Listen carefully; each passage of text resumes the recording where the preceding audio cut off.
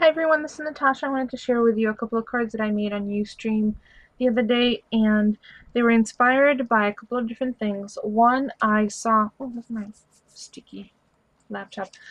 I saw and read a photo tutorial on the newsletter for Greening Farm stamps. I think it was for August, which showed ultra dimensional image. Someone had, and I'm sorry, I don't remember which designer it was or if it was a guest designer, had stamped the image, I think 6 or 7 different times, and then layered each individual section of hair, and it was just really detailed, beautifully done, very elaborate. And if I can find the newsletter online, I'll include a link in the description below. But this is my interpretation. And then the reason I grabbed this stamp set is Maureen had sent me a gorgeous rack full of goodies, and in that rack was this clear stamp set from My Little Shoebox. It's called Oasis. Just show you. Oh, I turned off autofocus. And there you go. It's My Little Shoebox. It's from last year. It's called Oasis. And it has these gorgeous stamps in it. Asian theme. There are 2 little girls. One's holding the umbrella. One is holding a fan. A cherry blossom. The word smile. Little fan. A little shoes. And a lotus flower. So I thought that umbrella would be great triple layered, which is exactly what I did. So the autofocus is just not working well, so I'm gonna hold it this close to the camera and show you. So what I did is I stamped multiple times and then cut several elements out. For the umbrella, I cut it 3 different times. There's an initial image, which is glued flat down to the paper, and that's the one that I have the face colored in, and I use Copics for all of these, as well as Achu Spikas. You could see a little glittering, a little shimmer in the flowers. And I did not spend a lot of time. I think the most time I spent was on the hair coloring, because I used more than one marker. The rest are literally just one marker. Even though you see shadowing, it's still just one marker. I initially put a layer of color, and then I let that dry, and then I put another layer where I want the shadowing to be. And this I just used 3 different colors, and it does look, it's very dimensional. See? There, tilted. I should have probably colored up the white dimensional with a black marker. I did that on the other one that I did. So I did this the night before my Ustream. I was just kind of playing around. I was really inspired by that idea that I saw on the Greening Farm newsletter, and I love the way this comes across the 2 panels. And the paper that I used is the Far East Matte Stack. It's obviously old. Well, it's used.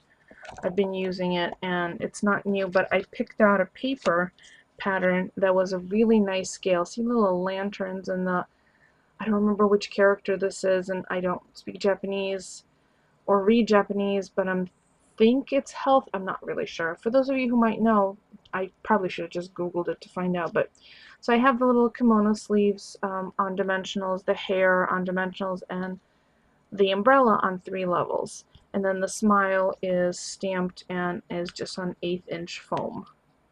And then I have layers of black, and the reason I use black is because these images are stamped in black, and on the inside it's just a little square gatefold. And I love these little cards, and for the life of me I can't remember who sent them to me because I took them out of their original packaging.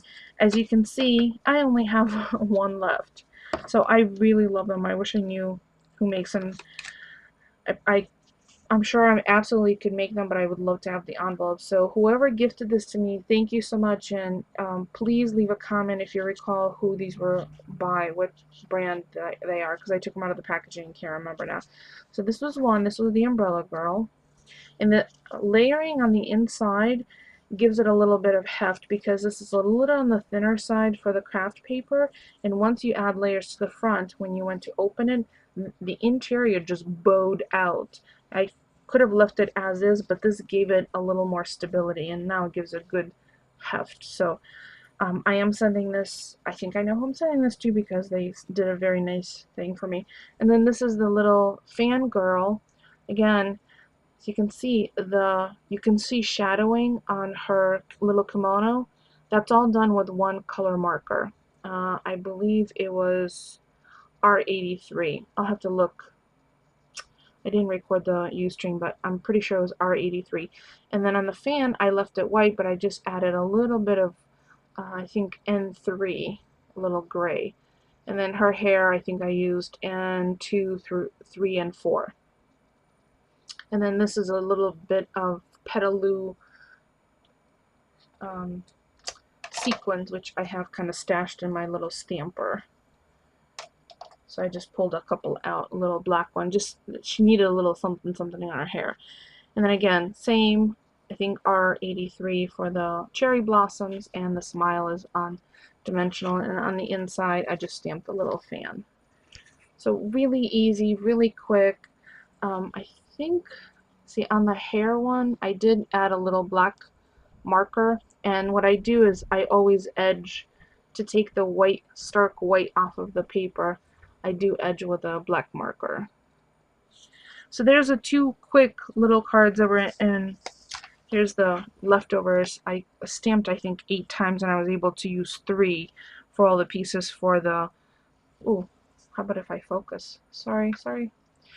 For all the pieces of the fangirl, and this one I think I stamped 4 times because I needed the fan. So really easy. Take a look at your stamps. See which ones can really benefit from this type of layering, because this was easy. Granted, this is a little on the smaller side. The Greeting Farm stamps are a little larger, and the example is just spectacular. I was in awe. Like, I think my mouth was literally open when I was looking through the photos, because it's a step-by-step tutorial. The larger the stamp, the easier it'll be to do this multi-layering, particularly when there's a lot of hair definition, and that's exactly what this designer did. But this, to me, seemed like an easy place to start because there's not a lot of elaborate pieces, and it was easy to cut out all of these little, even though they're small, they're pretty straight cuts. And the impact is just really, I think it's very impactful. It's very sweet.